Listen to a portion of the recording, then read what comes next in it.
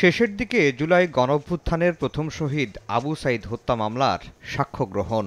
মঙ্গলবার সকাল 10টার দিকে আদালতে হাজির হন জাতীয় নাগরিক পার্টির নেতা ও জুলাই আন্দোলনের অন্যতম সমন্বয়ক হাসনাত আব্দুল্লাহ।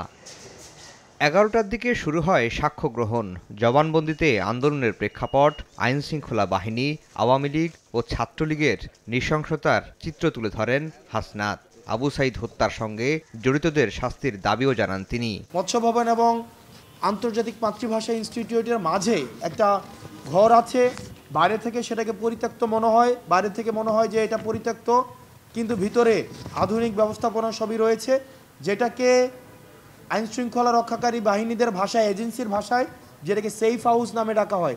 সেখানে আমাদের সারা রাত ভোর ব্যাপী আমাদেরকে জিজ্ঞাসাবাদ করা হয়, আমাদেরকে চাপ প্রয়োগ করা হয়, পরিবারকে জিম্মি করা হয়, যার যা স্থানীয়ভাবে ছাত্রলীগদের পরিবারকে হেনস্থা করা হয় এবং আমাদেরকে মিটিংয়ে যেন আমরা বসি সেটির জন্য আমাদের চাপ প্রয়োগ করা হয়।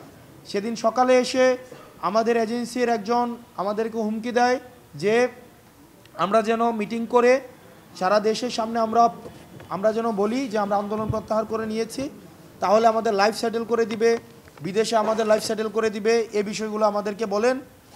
আমাদের সারা দিন ব্যাপী আমাদেরকে নির্যাতন করা হয়। সেদিন জুম্মার নামাজ ছিল, আমাদেরকে নামাজ পড়তে পর্যন্ত দেওয়া হয়নি।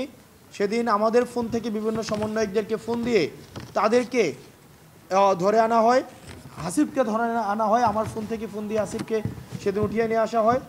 আপনাকেই বলছি, ইন্স্যুরেন্স করলে সিটিতে সুরক্ষা পাবেন নিশ্চিত। গণমাধ্যম, বিচার বিভাগ সহ রাষ্ট্রের বিভিন্ন প্রতিষ্ঠানকে ব্যবহার করে শেখ হাসিনা ফ্যাসিবাদ কায়েম করেছিলেন। এখনও সেই প্রবণতা লক্ষ্য করা যাচ্ছে। এনসিপি জনগণের শক্তি নিয়েই ক্ষমতায় যেতে চায় বলেও মন্তব্য করেন দলটির এই নেতা।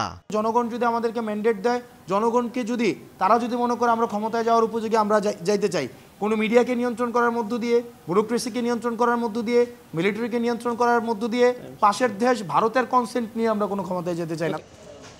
এদিন ট্রাইব্যুনাল 1-এ আওয়ামী লীগের আমলে জিআইসি সেলে ২৬ জনকে গুম করে নির্যাতনের মামলায় হাজির করা হয় গ্রেফতার ৩ সেনা কর্মকর্তাকে। সাবেক প্রধানমন্ত্রী শেখ হাসিনা সহ ১৩ আসামির বিরুদ্ধে বিচার শুরু হবে কিনা সে বিষয়ে ১৪ই ডিসেম্বর আদেশ দেবেন আদালত।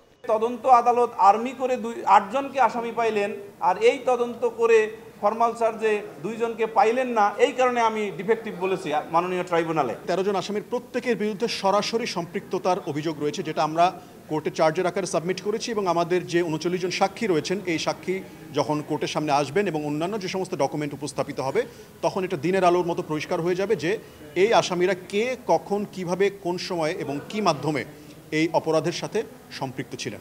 আসামিদের বিরুদ্ধে ২০১৫ সালের ২২ অক্টোবর থেকে ২০২৪ সালের ৫ আগস্ট পর্যন্ত সময়ে ২৬ জনকে গুম, অপহরণ, নির্যাতনের সুনির্দিষ্ট ৫টি অভিযোগ এনেছে প্রসিকিউশন। আফজাল হোসেন, সময় সংবাদ, ঢাকা।